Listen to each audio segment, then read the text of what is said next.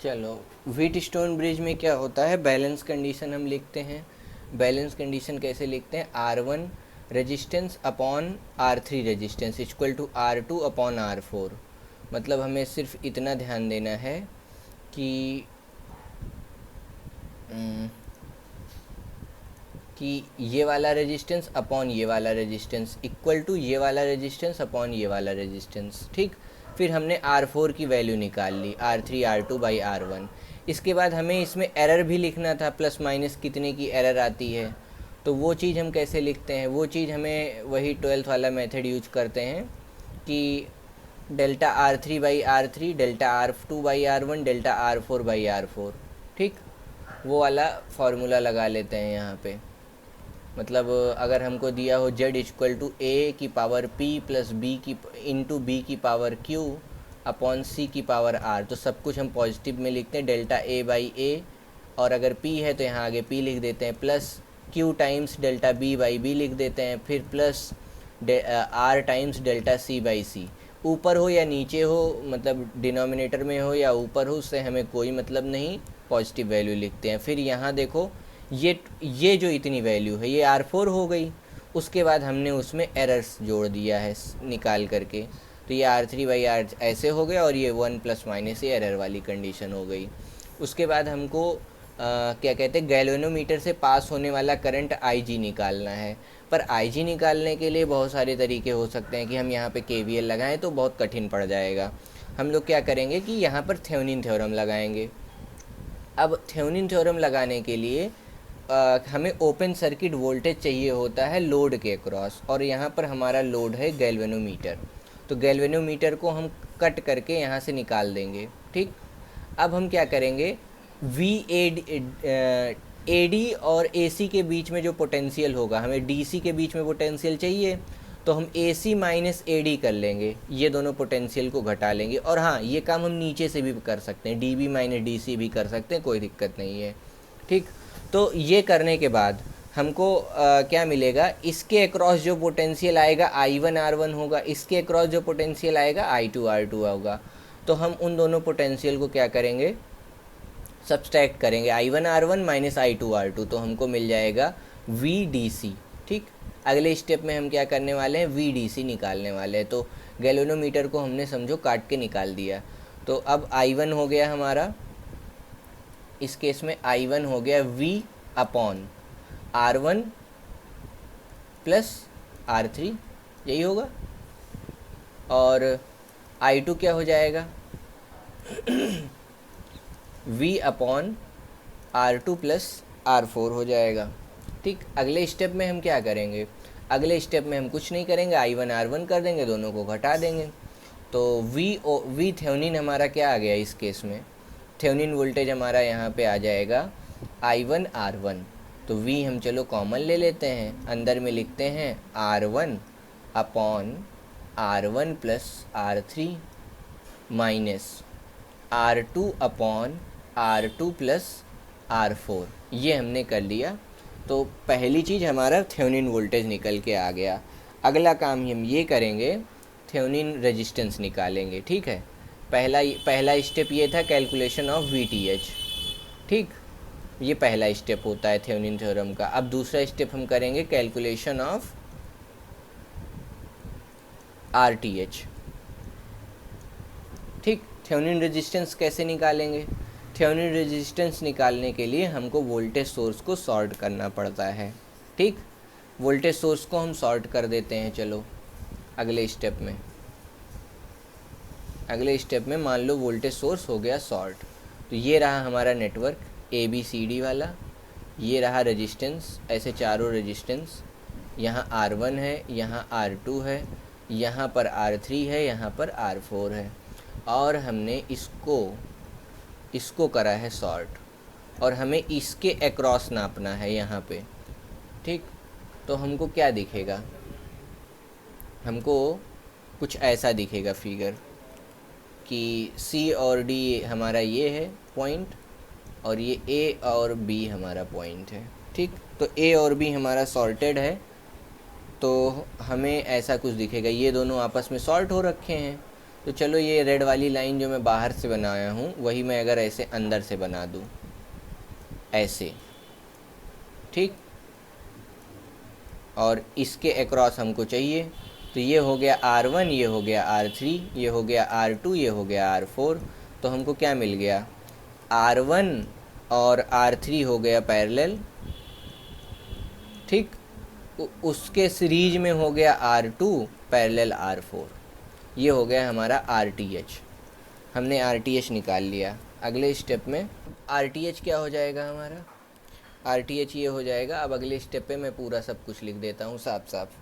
तो VTH हमारा हो गया V times R1 upon R1 plus R3 minus R2 upon R2 plus R4, ठीक। और RTH क्या हो गया हमारा, RTH हो जाएगा R1 R3 upon R1 plus R3 plus R2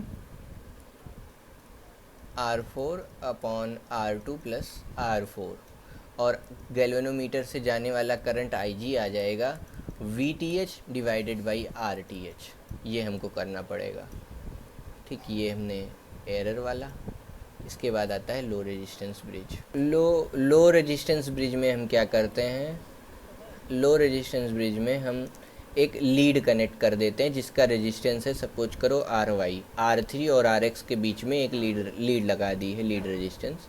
और ये गैल्वेनोमीटर से हम डिफरेंट पॉइंट पर नाप रहे हैं।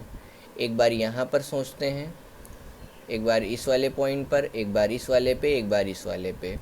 और इन तीनों पॉइंट का नाम चलो रख देते हैं M, P और N, ठीक।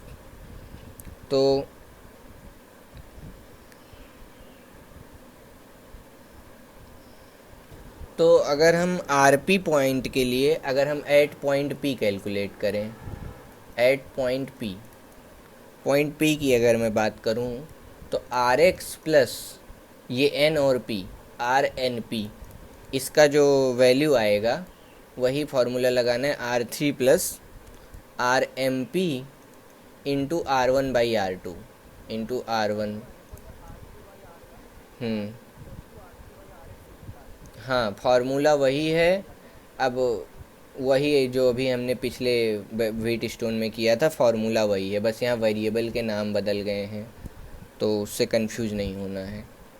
RX इस केस में क्या हो जाएगा, RX हो जाएगा R3 R1 upon R2 plus RMP R1 by R2 minus RNP।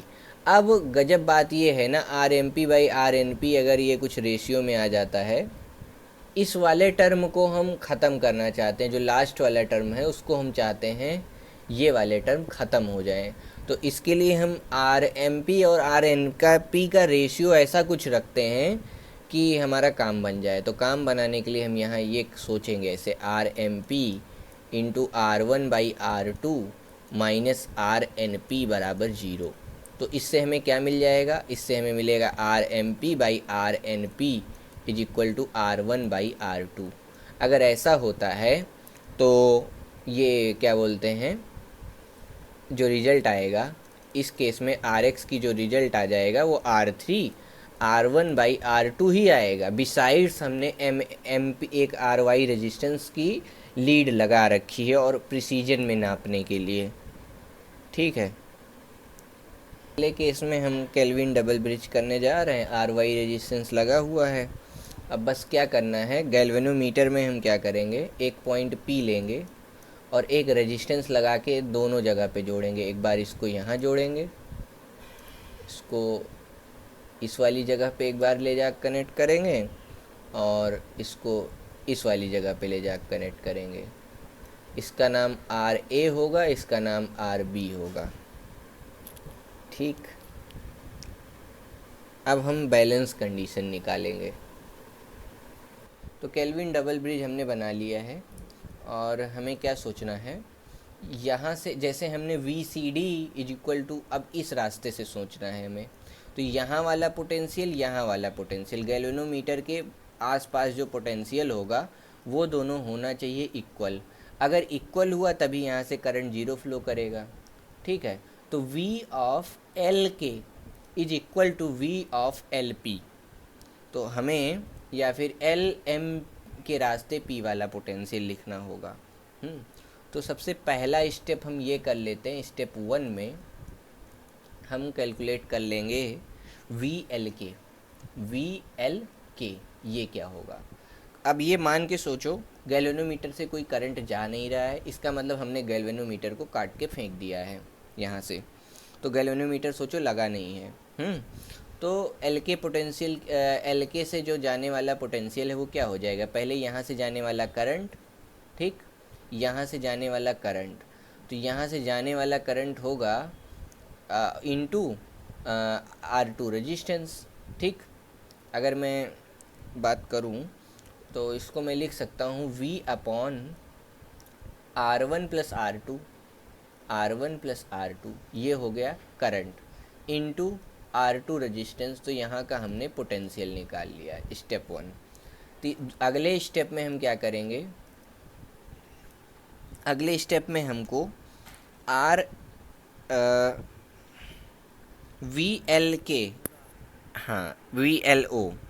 LO तक का हमें सब कुछ चाहिए। LO तक का हमको करंट चाहिए, ठीक है।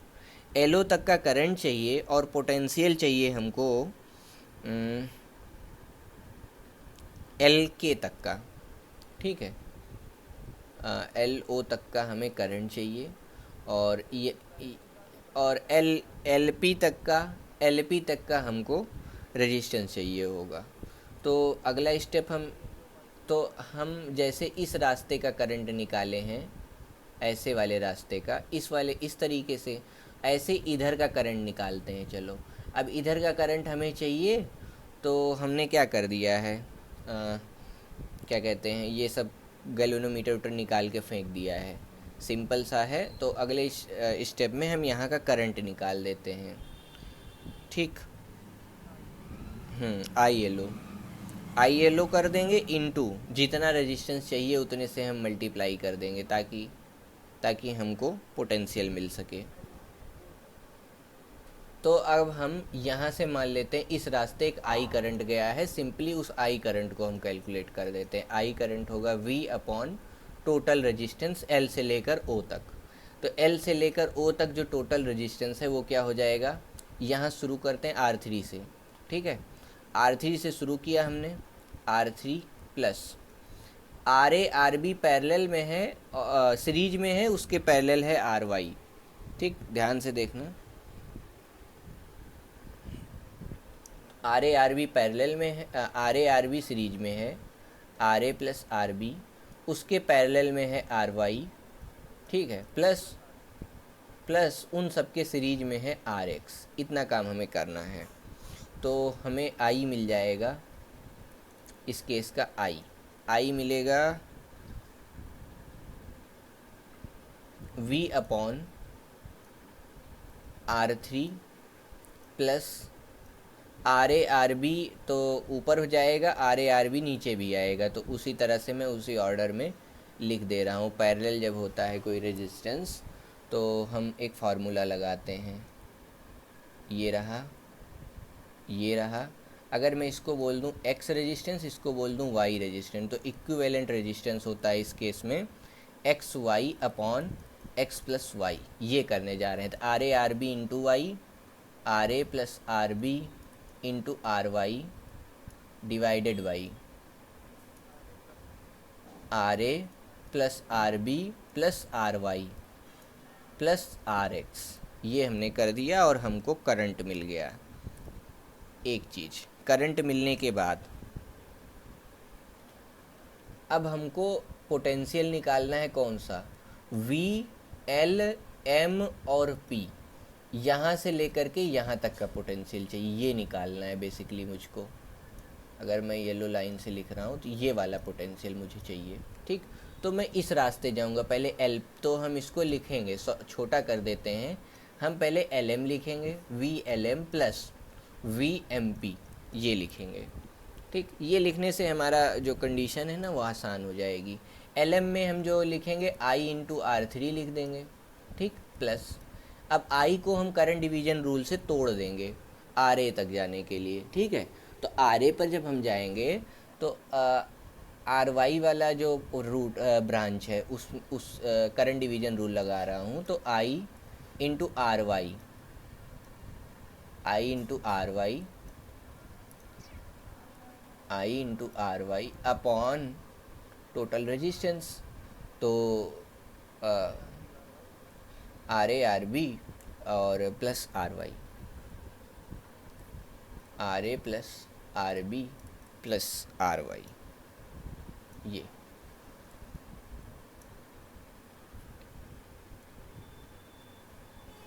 For current division rule. अगर ये I करंट आ रही है, ठीक, यहाँ से R1 रेजिस्टेंस है और यहाँ से R2 रेजिस्टेंस है, ठीक, तो हमें जो करंट डिवाइड करना होता है इस जंक्शन पे, तो हम I लिखेंगे I इज इक्वल टू, और ये यहाँ जाके ऐसे ख़त्म हो गया है, तो हम लिखेंगे I इज इक्वल टू, अगर हमें इधर का करंट चाहिए इस जगह का, मान लो R1 चाहिए, I1 का करंट चाहिए, तो I1 इक्वल टू R2 वाला रेजिस्टेंस लिखेंगे अपॉन R1 प्लस R2 करेंगे।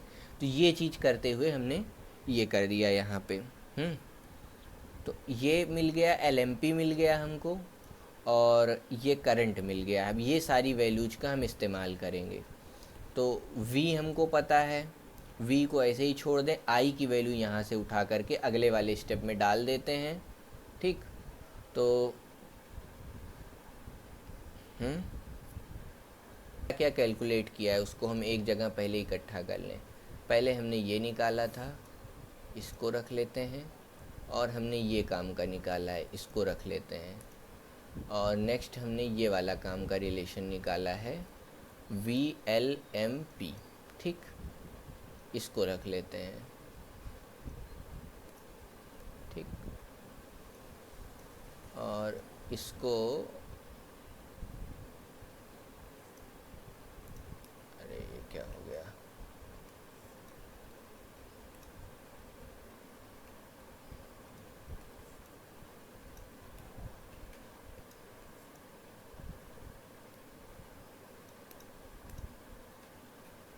पहला,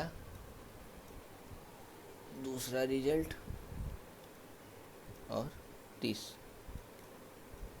तीसरा रिजल्ट, ये 3 रिजल्ट को हम यूज करने वाले हैं। अब यहाँ से V की वैल्यू, इस इक्वेशन से V की वैल्यू निकालूंगा, पहले वाले में डाल दूंगा, और हमें फाइनली ये लिखना है VLK is equal to VLMP, ठीक, ये लिखना है।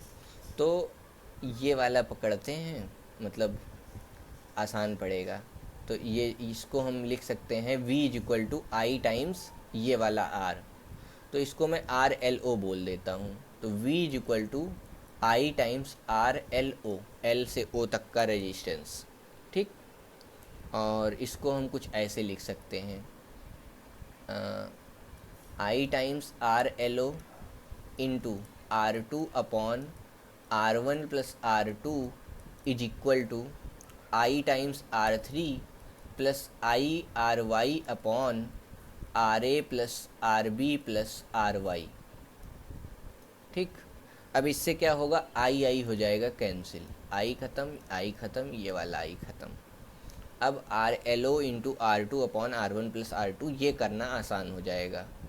तो अगले पेज पे ये करते हैं, ठीक, अगले पेज पे ये करते हैं, और RLO की जो वैल्यू है, RLO इज इक्वल टू ये वाला R3 plus RA plus RB upon into यहाँ पर, हाँ, RA प्लस RB RY और प्लस RX, और हमें RX कैलकुलेट भी करना है, into R2 upon R1 plus R2, तो इसमें मल्टीप्लाई कर देना है अगले स्टेप में, RLO into R2 upon R1 plus R2, ये करना है, और ये किसके इक्वल आ रहा है, ये आ रहा है R3 plus R Y upon R A plus R B plus R Y, R A plus R B plus R Y के इक्वल आ रहा है। ठीक, तो ये सब गंदगी सॉल्व करने के बाद जो है हमको मिलेगा आर एक्स इक्वल टू हमारा ये फेमस वाला डेरिवेशन, मतलब ये फेमस वाला result R3 R1 upon R2, ये व्हीटस्टोन वाला रिजल्ट मिल जाएगा। उसके बाद R B into R Y upon R A plus R B plus R Y, अंदर में R1 upon R2 minus R A by R B. तो finally हम क्या करेंगे, अगर ये R1 by R2 is equal to R A by R B हो जाए, ठीक है, अगर ये दोनों इक्वल हो जाए तो ये पूरा टर्म रिड्यूज हो जाएगा R X equal to R3 into R1 upon R2 में।